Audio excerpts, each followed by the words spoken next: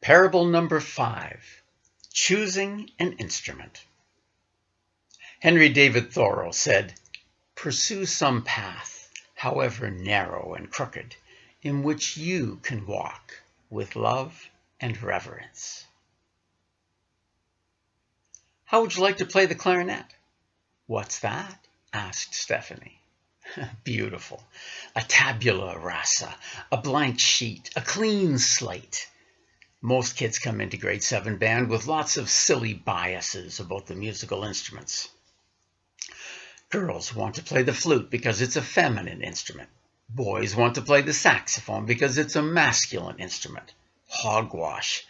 Every instrument is one of beauty and art in the hands of an artist. You have to be in school, but you get to join the band. That's the best part of school. Next, everyone gets to choose an instrument.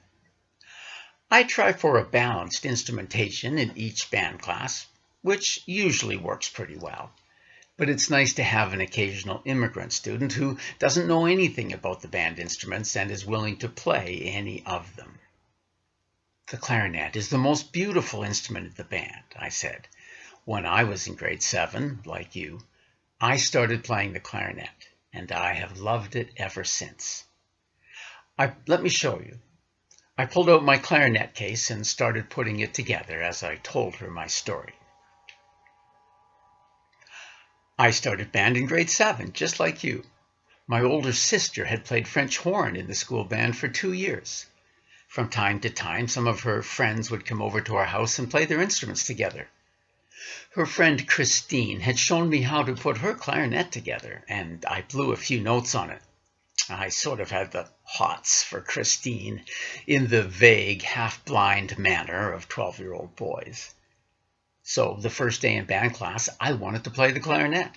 Not because I knew anything much about the band instruments, but because Christine played the clarinet. That's the dumbest reason to pick an instrument. It didn't matter. I learned to play the clarinet. I even had Christine as my first private teacher. Our band director had set up a system where the older students taught the younger students in private lessons. I paid Christine 75 cents for a half-hour lesson. So I got time alone with Christine and learned to play the clarinet, all for less than $1 a week. What a deal! That day, Stephanie started playing the clarinet, as I had done many decades before. Reflection. We're in the school of life, and the key thing is to join the band. In this metaphor, the school of life is our physical existence, the human animal that we are. Music is our spiritual nature. Joining the band is engaging in our spiritual growth, a journey into love. We're in school whether we want to be or not. We have to be here, but we get to learn music. That's our choice. Some people never learn music, never accept their spiritual reality. Playing in the band is our general purpose in life, learning to love everyone, to love when it hurts, to love under stress, to love the unlovable. Ultimately, we love not because the object of our love is worthy of it. We love because it is our nature to love. We are love, just as God is love. We seek oneness with God that can only be found when we become love. Jesus summed it up neatly in just 2 rules. Love God, love everyone, including yourself. That's the theology of Jesus. It couldn't be simpler. If you love God with all your heart, all your soul, and all your mind, and love everyone, the love of God will permeate you and everything you do. You will constantly live in that state of consciousness that is love. You will swim in love like a fish swims in water. It will wash all over you and in you. You will truly live in the reality that it is in love that we live and move and have our being. The love of God will spill out from you and into the world around you. Everyone you meet will be touched by God's love flowing from you. I think that's what Jesus meant by the kingdom of God. It's the consciousness of love. This is the mission we share with all humans, to manifest love in the world. The instrument we choose is our individual, unique spiritual mission in this life.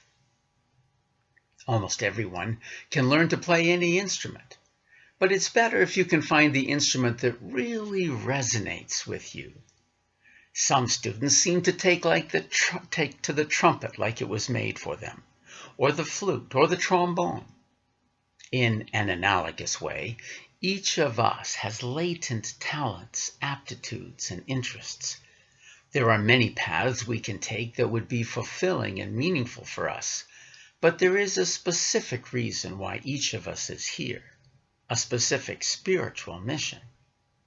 Usually we don't know what it is, at least not consciously, but God knows, and our soul knows. If we can connect with that inner knowing and fulfill our specific spiritual mission, we will be much happier and more satisfied. Traditionally, we use prayer and meditation to connect to the divine within. That's a wonderful way to start. Yet even if we don't discover our unique personal mission, we can allow the journey to teach us, to make us, to help us become something more than we are now. More holy, more loving, more generous. Insert whatever virtue you most need to work on. Choose your instrument, your spiritual mission. But most importantly, join the band.